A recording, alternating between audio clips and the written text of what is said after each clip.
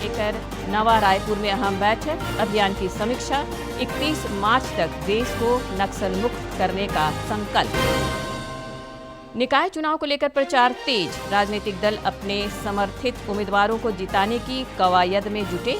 उम्मीदवार अपनी अपनी जीत को लेकर आशान्वित। लोक भवन उद्यान के दीदार के लिए उमड़े लोग, तरह तरह के फूल, औषधीय पौधे और नई सजावट आकर्षण का केंद्र। उद्यान की खूबसूरती के लोग हुए कायल। और राज्य में अधिकतम और न्यूनतम तापमान में भारी अंतर, 2 दिनों बाद ठंड से मिल सकती है थोड़ी राहत। चाईबासा में पारा 31 डिग्री सेल्सियस को पार।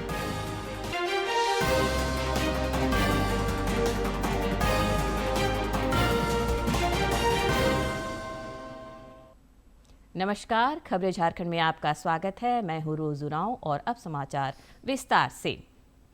प्रधानमंत्री नरेंद्र मोदी की मलेशिया यात्रा का आज दूसरा दिन है। उन्होंने अपने मलेशियाई समकक्ष के साथ प्रतिनिधिमंडल स्तर की वार्ता की, जिसके बाद विभिन्न क्षेत्रों में सहयोग को लेकर MOU हुआ। प्रधानमंत्री ने कहा कि भारत और मलेशिया की समृद्धि एक दूसरे से जुड़ी है। श्री मोदी ने कहा कि आतंकवाद के खिलाफ लड़ाई में मित्र देशों का समर्थन महत्वपूर्ण है।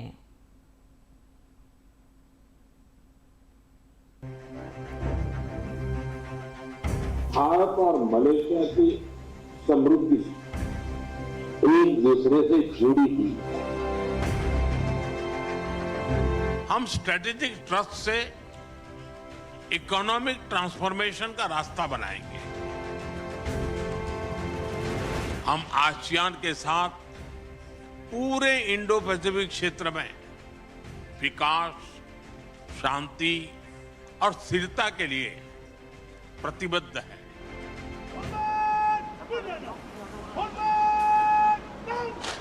प्रधानमंत्री नरेंद्र मोदी ने अपनी मलेशिया यात्रा के दौरान दोनों देशों के बीच संबंधों को गहरा और आत्मीय बताया। पुत्रजय स्थित परदाना पुत्र भवन में उनका औपचारिक स्वागत हुआ। गार्ड ऑफ ऑनर और उसके बाद प्रतिनिधिमंडल स्तर और द्विपक्षीय वार्ताएं हुई। दोनों ही प्रधानमंत्रियों ने एक दूसरे के बढ़ते सहयोग, साझा संस्कृति, सभ्यता की सराहना की। प्रधानमंत्री मोदी ने कहा कि आतंकवाद के खिलाफ दोहरे मापदंड अस्वीकार्य होने चाहिए, जबकि मलेशिया के प्रधानमंत्री ने वैश्विक शांति और स्थिरता में भारतीय भूमिका की सराहना की। वैश्विक अस्थिरता के इस माहौल में भारत और मलेशिया की बढ़ती मित्रता दोनों देशों के लिए अत्यंत महत्वपूर्ण है। हमारा साझा मत है कि आज के चैलेंजेस का समाधान करने के लिए ग्लोबल इंस्टीट्यूशंस का रिफॉर्म बहुत जरूरी है। हम शांति के सभी प्रयासों का समर्थन करते रहेंगे और आतंकवाद पर हमारा संदेश स्पष्ट है। No double standards, no compromise. India is growing by leaps and bounds. It won spectacular rise in the international economic and trade scene, and therefore Malaysia, in the ASEAN context, would certainly benefit immensely if we could secure more ways and opportunities to collaborate with India. Bharat Malaysia के बीच 16 outcome document सामने आए हैं, जिसमें आपदा प्रबंधन, भ्रष्टाचार के खिलाफ कार्रवाई में दोनों देशों की संस्थाओं के बीच सहयोग, सेमीकंडक्टर क्षेत्र में सहयोग, स्वास्थ्य, सुरक्षा, शिक्षा और मलेशिया में UPI सेवाओं की शुरुआत प्रमुख हैं। भारत जल्द ही मलेशिया में एक नया कॉन्सुलेट खोलेगा, जिससे पर्यटन और प्रवासियों को बढ़ावा मिलेगा। कामगारों के लिए सामाजिक सुरक्षा सुनिश्चित करने और ऑडियो वीडियो संयुक्त निर्माण को लेकर भी एक समझौता सामने आया है। भारत और मलेशिया को तमिल भाषा के प्रति साझा प्रेम भी जोड़ता है। मुझे भरोसा है कि आज के ऑडियो विजुअल एग्रीमेंट से फिल्म और संगीत, विशेष रूप से तमिल फिल्में, हमारे दिलों को और पास लाएगी। दोनों देशों के बीच समग्र रणनीतिक साझेदारी है। जिसे प्रधानमंत्री मोदी और प्रधानमंत्री अनवर इब्राहिम ने और प्रगाढ़ बनाने और मजबूत करने पर जोर दिया। आसियान क्षेत्र और इंडो पैसिफिक की समृद्धि, सुरक्षा और स्थिरता को लेकर भी दोनों देशों ने सहयोग जारी रखने की प्रतिबद्धता दोहराई। पुत्रजय से शैलेंद्र मिश्र के साथ bureau report, DD news. Saudi Arabia में वर्ल्ड डिफेंस शो का आयोजन हो रहा है, जिसमें रक्षा राज्य मंत्री और रांची के सांसद संजय सेठ भारतीय प्रतिनिधिमंडल का नेतृत्व कर रहे हैं। श्री सेठ आज अहले सुबह रियाद पहुंचे, जहां अधिकारियों ने उनका स्वागत तथा अभिनंदन किया। रक्षा राज्य मंत्री ने भरोसा जताया कि यह यात्रा भारत सऊदी रणनीतिक साझेदारी में एक नया अध्याय जोड़ेगी। केंद्रीय गृह मंत्री अमित शाह ने आज आंतरिक सुरक्षा को लेकर नवा रायपुर में महत्वपूर्ण बैठक में हिस्सा लिया। इस दौरान नक्सल उन्मूलन अभियान और विधि व्यवस्था को लेकर विशेष रूप से चर्चा हुई। केंद्रीय गृह मंत्री ने 31 मार्च तक देश को नक्सलवाद से मुक्त करने का संकल्प दोहराया है। उन्होंने कहा कि देश इस दिशा में तेजी से आगे बढ़ रहा है। इस दौरे में गृह मंत्री नक्सल प्रभावित क्षेत्र की स्थिति का जायजा लेने के लिए एक हाई लेवल सुरक्षा समीक्षा बैठक में हिस्सा ले रहे हैं, जिसमें छत्तीसगढ़, तेलंगाना, महाराष्ट्र और ओडिशा के नक्सल प्रभावित इलाकों की स्थिति पर चर्चा की जा रही है। केंद्रीय सशस्त्र पुलिस बलों, राज्य पुलिस और खुफिया एजेंसियों के वरिष्ठ अधिकारी इस बैठक में हिस्सा ले रहे हैं। दावा किया जा रहा है कि इस समीक्षा बैठक से नक्सल विरोधी अभियानों में तेजी आएगी। गृह मंत्री का ये दौरा काफी महत्वपूर्ण माना जा रहा है, क्योंकि केंद्र सरकार ने नक्सलवाद को खत्म करने के लिए 31 मार्च 2026 की समय सीमा तय की है। इस समय सीमा की घोषणा खुद गृह मंत्री अमित शाह ने पिछले छत्तीसगढ़ दौरे के दौरान की थी। समीक्षा बैठक के बाद केंद्रीय गृह मंत्री एक राष्ट्रीय कॉन्क्लेव में हिस्सा लेंगे। राज्य में शहरों की सरकार का चुनावी दंगल अब दिखने लगा है। चुनाव चिन्ह मिलने के साथ ही प्रत्याशी विभिन्न प्लेटफॉर्म पर चुनाव प्रचार में जुट गए हैं। सोशल मीडिया पर भी प्रचार वार नजर आ रहा है। राजनीतिक दल भी समर्थित उम्मीदवारों को जिताने की कवायद में जुटे हैं। सभी प्रत्याशी अपनी अपनी जीत को लेकर आशान्वित हैं और वोटरों से विकास का वायदा कर रहे हैं। राज्य निर्वाचन आयोग द्वारा जारी अधिसूचना के अनुसार 23 फरवरी को मतदान होगा, जबकि 27 फरवरी को वोटों की गिनती होगी। आयोग का निष्पक्ष चुनाव पर जोर है। पूर्व मुख्यमंत्री और नेता प्रतिपक्ष बाबूलाल मरांडी ने रामगढ़ स्थित BFCL प्लांट से फैल रहे प्रदूषण पर चिंता जताई है। उन्होंने कहा कि एक ओर जहां प्रदूषण से आम लोग जूझ रहे हैं, वहीं सत्ता शीर्ष में बैठे में लोग और प्रदूषण नियंत्रण बोर्ड के अधिकारी एयर प्यूरिफायर लगाकर चैन की सांस ले रहे हैं। श्री मरांडी ने कहा कि जिला प्रशासन प्रदूषण से आंख बंद कर लिए है और केवल 2 पहिया वाहनों के प्रदूषण प्रमाण पत्र की जांच में ही व्यस्त हैं।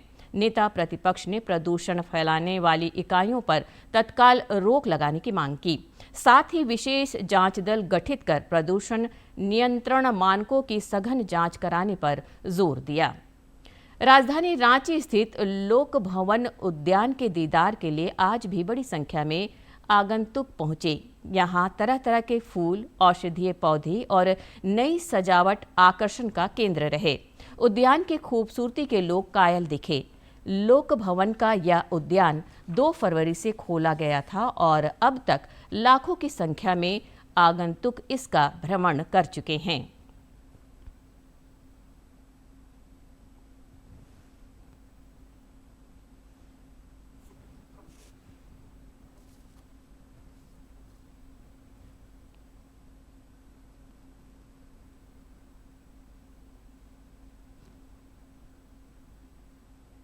केंद्रीय मंत्री शिवराज सिंह चौहान ने कहा है कि भारत अमेरिका व्यापार समझौते में किसानों के हितों का पूरा ध्यान रखा गया है। भोपाल में एक प्रेस वार्ता को संबोधित करते हुए उन्होंने कहा कि किसानों का हित सरकार के लिए सर्वोपरि है। कृषि मंत्री शिवराज सिंह चौहान ने साफ तौर पर कहा कि जो किसानों के हित हैं, उनके साथ कुछ भी छेड़छाड़ नहीं, उनके हित लगातार सर्वोपरि हैं और अमेरिकी बाजारों को तमाम जिन अलग अलग उत्पादों का जिक्र किया उसके लिए खोला नहीं गया और किसानों के हितों का पूरा ख्याल रखा गया है। तो भारत नहीं आएंगे अमेरिकी उत्पाद, जिस तरह से लगातार कृषि मंत्री अपने बयान में कह रहे थे और विपक्ष के सभी आरोपों को निराधार साबित किया है कृषि मंत्री शिवराज सिंह चौहान ने। हमारे वो सारे कृषि उत्पाद जो हमारे किसानों की मूल ताकत है, उन सबको इस समझौते से बाहर रखा गया है।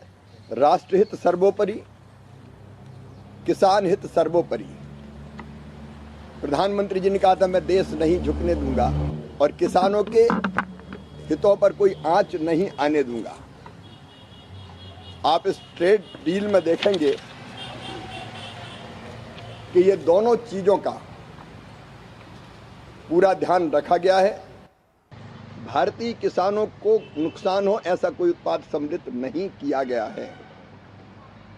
सभी ऐसी वस्तुओं को समझौते के बाहर रखा गया है। आप देखेंगे सोयाबीन, मक्का, चावल, गेहूं, चीनी, मोटे अनाज, पोल्ट्री, डेयरी, केले, स्ट्रॉबेरी, चेरी, खट्टे फल, हरी मटर, काबुली चना, मूंग, तिलहन, इथेनॉल, तंबाकू जैसे उत्पादों पर कोई टैरिफ में छूट नहीं दी गई है। प्रधानमंत्री नरेंद्र मोदी की प्रगति समीक्षा बैठकों ने देश में विकास की रफ्तार को गति दी है। आंध्र प्रदेश में भी विभिन्न परियोजनाएं इस वजह से रॉकेट की रफ्तार से धरातल पर उतर रही हैं।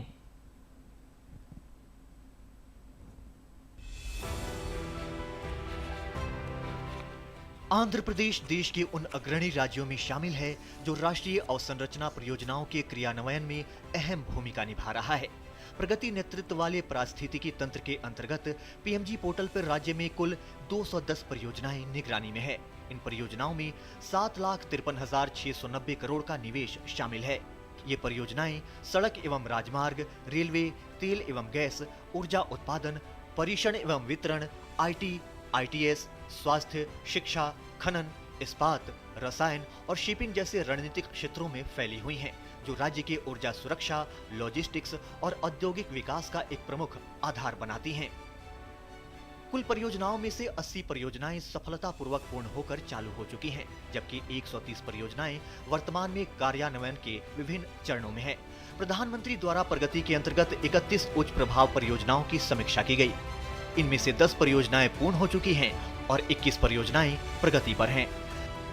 प्रगति तंत्र ने भूमि अधिग्रहण, वन एवं पर्यावरण स्वीकृतियों, उपभोग अधिकार, अंतर विभागीय समन्वय और कानून व्यवस्था से जुड़ी बाधाओं के समयबद्ध समाधान में निर्णायक भूमिका निभाई है। राज्य में कुल 208 मुद्दे दर्ज किए गए, जिनमें से 182 मुद्दे पहले ही सुलझा लिए गए हैं। प्रगति परियोजनाओं से जुड़े 88 मुद्दों में से 78 का समाधान हो चुका है, जबकि शेष मुद्दे सक्रिय निगरानी में हैं। क्षेत्रवार विश्लेषण से तो ये भी पता चलता है कि सड़क एवं राजमार्ग, रेलवे तथा तेल एवं गैस क्षेत्र में परियोजनाओं की संख्या और निवेश दोनों सर्वाधिक हैं। विशेष रूप से विजयवाड़ा, गुंटूर, रायपुर, विशाखापत्तनम, आर्थिक गलियारा, gas pipeline network, transmission system और रेलवे लाइन दोहरीकरण जैसी परियोजनाएं राज्य की कनेक्टिविटी और औद्योगिक क्षमता को नई गति दे रही हैं। प्रधानमंत्री के निर्देशों के अनुरूप आंध्र प्रदेश सरकार ने अप्रैल 2025 में राज्य परियोजना निगरानी समूह को अपनाया है। ये पहल डिजिटल प्लेटफॉर्म, संस्थागत जिम्मेदारियों और समयबद्ध समीक्षा तंत्र के माध्यम से परियोजनाओं की निगरानी को और सुदृढ़ बनाती है। Bureau report, DD news.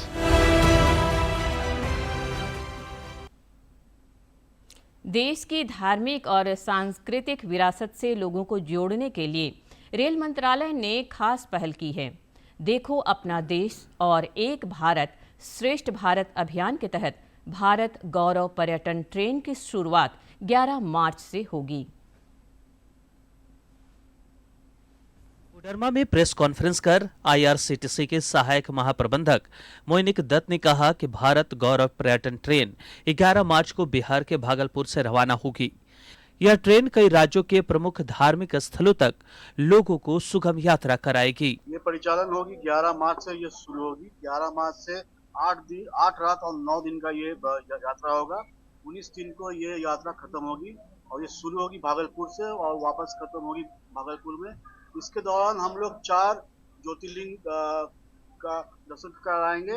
एक ओमकारेश्वर, महाकालेश्वर, सोमनाथ और नागेश्वर ज्योतिर्लिंग। इसके अलावा द्वारिका मंदिर, बेट द्वारिका और अहमदाबाद में अक्षरधाम मंदिर का भी दर्शन कराएंगे। आईआरसीटीसी की ओर से इस यात्रा के लिए 9 दिनों का विशेष टूर पैकेज तैयार किया गया है। आईआरसीटीसी के टूरिज्म अधिकारी अरविंद चौधरी ने कहा कि इसमें कंफर्म टिकट के साथ ठहरने और खाने पीने की सभी सुविधाएं शामिल होंगी।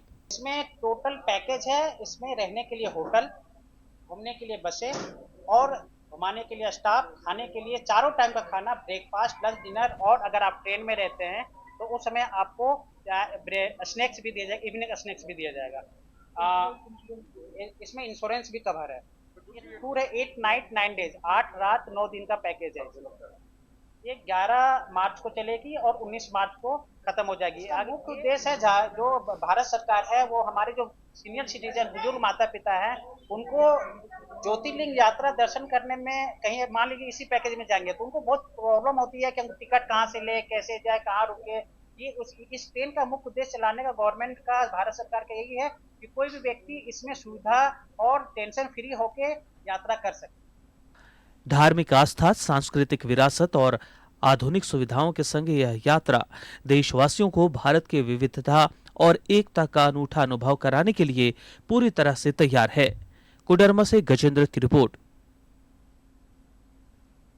और अब कुछ खबर राज्य के विभिन्न जिलों से फटाफट अंदाज में।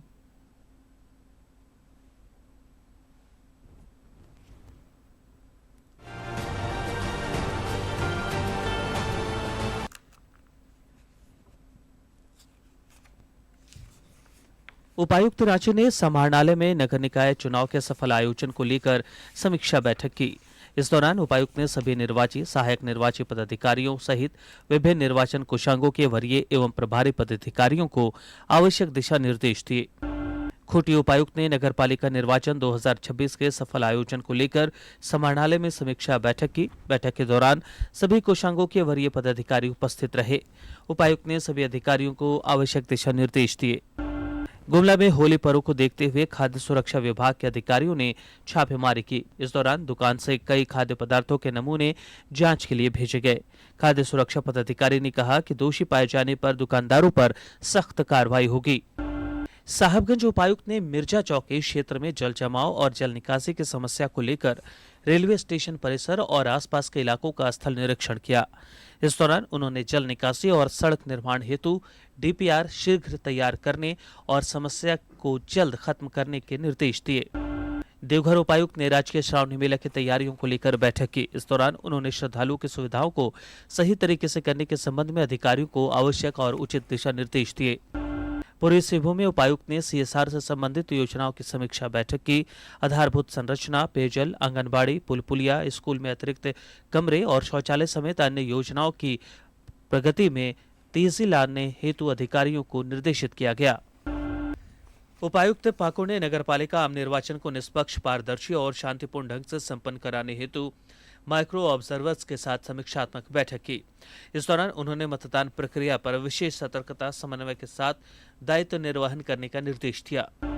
पाकुड़ में मैट्रिक और इंटरमीडिएट वार्षिक परीक्षा जिले में शांतिपूर्ण एवं कदाचार मुक्त वातावरण में संपन्न हुई। इस दौरान उपायुक्त ने केंद्र का औचक निरीक्षण किया और पदाधिकारियों को सही तरीके से परीक्षा का संचालन सुनिश्चित करने के निर्देश दिए।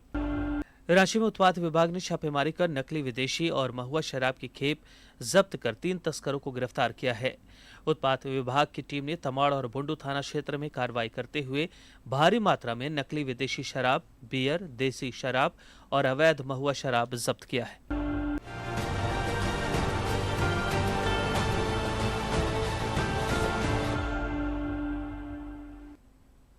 राज्य में आने वाले दिनों में लोगों को ठंड से निजात मिल सकती है।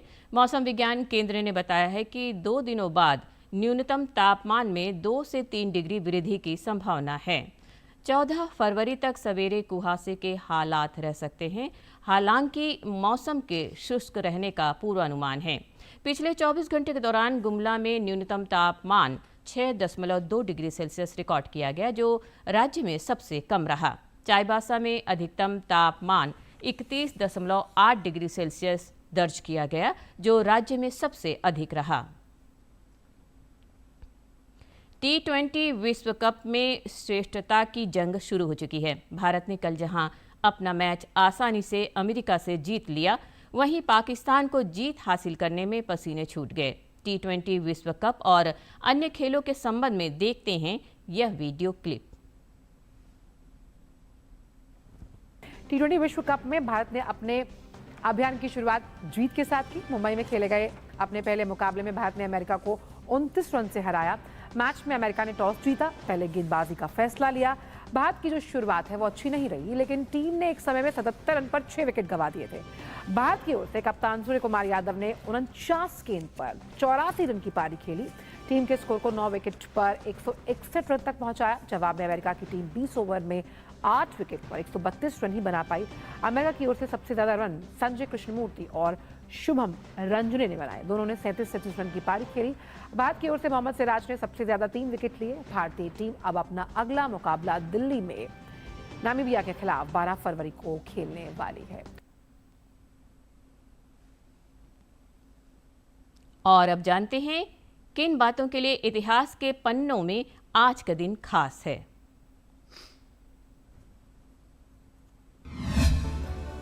8 फरवरी वर्ष 1897 को डॉक्टर जाकिर हुसैन का जन्म हैदराबाद में हुआ था। डॉक्टर हुसैन भारत के तीसरे और पहले मुस्लिम राष्ट्रपति थे।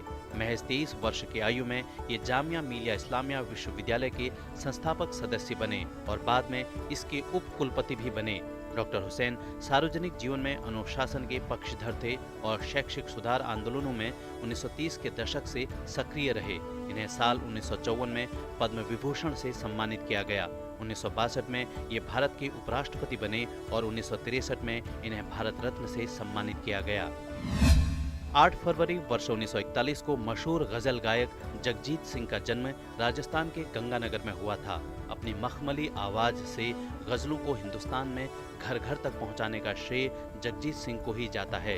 इनके गजलों ने न सिर्फ शेर व शायरी की समझ में इजाफा किया, बल्कि गालिब, मीर, मजाज, जोश और फिराक जैसे शायरों से भी आवाम को रूबरू कराया। इनकी तमाम गजलों और उनके अल्फाजों ने सुनने वालों के अंतर्मन को कहीं भीतर तक छुआ और फिर वहीं बस गई। मसलन चिट्ठी ना कोई संदेश, होठों से छू लो तुम, मेरा गीत अमर कर दो, वो कागज की कश्ती, वो बारिश का पानी, बड़ी नाजुक है ये मंजिल, होश वालों को खबर क्या, बेखुदी क्या चीज है, कोई फरियाद तेरे दिल में दबी हो जैसे।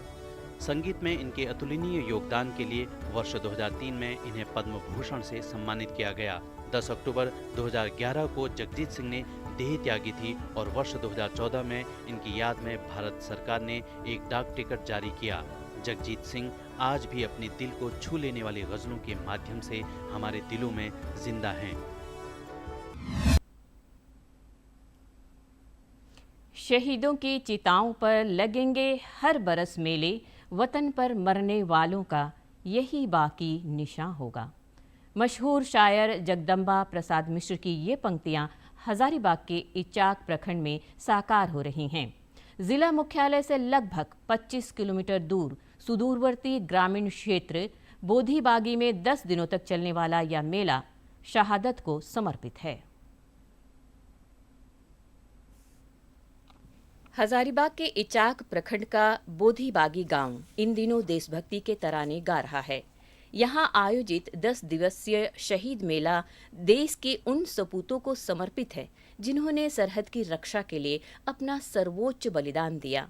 मेले का केंद्र बिंदु कारगिल शहीद रघुवीर प्रसाद मेहता का स्मारक है, जहाँ दर्जनों शहीदों की तस्वीरें लगाई गई हैं। यहाँ के जो शहीद हुए हैं स्वतंत्रता सेनानी आजादी में, उनका भी मैं मना रहा हूँ, उनके परिवार को सम्मान कर रहा हूँ।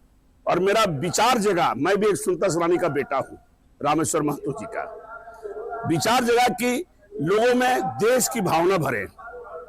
हम केवल नारा लगाकर समाज को आगे नहीं बढ़ा सकते, देश को मजबूत नहीं बना सकते। देश को मजबूत बनाना है तो आपकी इच्छा शक्ति मजबूत होनी चाहिए।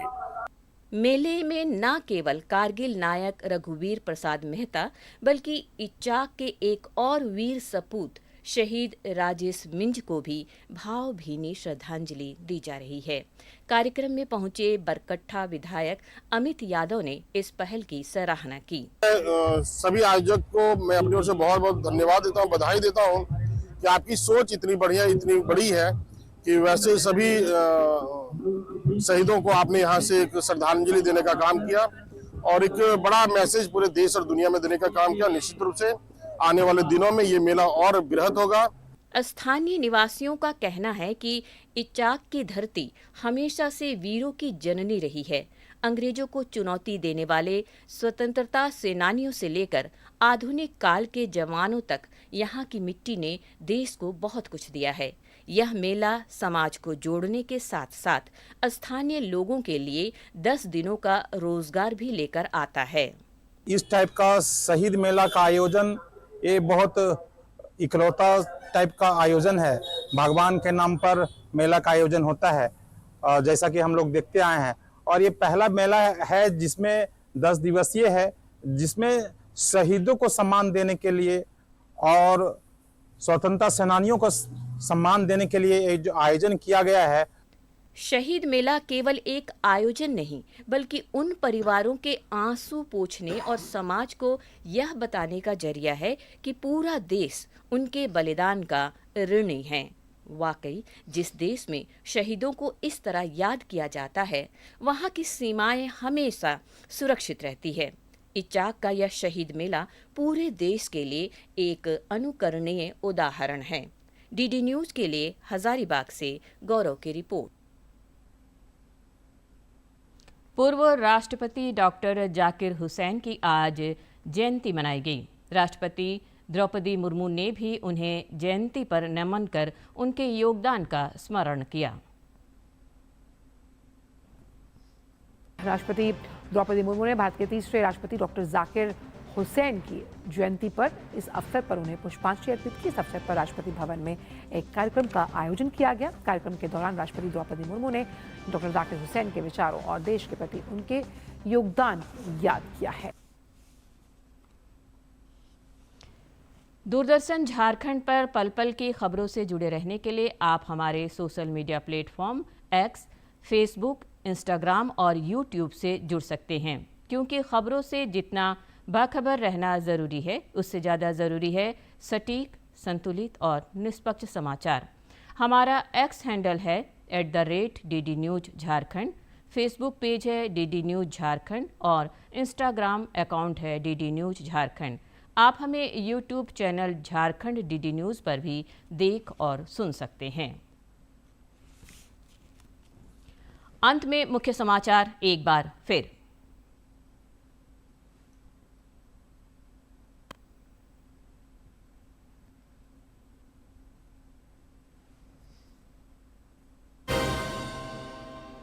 केंद्रीय गृह मंत्री अमित शाह की आंतरिक सुरक्षा को लेकर नवा रायपुर में अहम बैठक। अभियान की समीक्षा। 31 मार्च तक देश को नक्सल मुक्त करने का संकल्प। निकाय चुनाव को लेकर प्रचार तेज। राजनीतिक दल अपने समर्थित उम्मीदवारों को जिताने की कवायद में जुटे। उम्मीदवार अपनी अपनी जीत को लेकर आशान्वित। लोक भवन उद्यान के दीदार के लिए उमड़े लोग। तरह तरह के फूल, औषधीय पौधे और नई सजावट आकर्षण का केंद्र। उद्यान की खूबसूरती के लोग हुए कायल। और राज्य में अधिकतम और न्यूनतम तापमान में भारी अंतर। 2 दिनों बाद ठंड से मिल सकती है थोड़ी राहत। चाईबासा में पारा 31 डिग्री सेल्सियस को पार।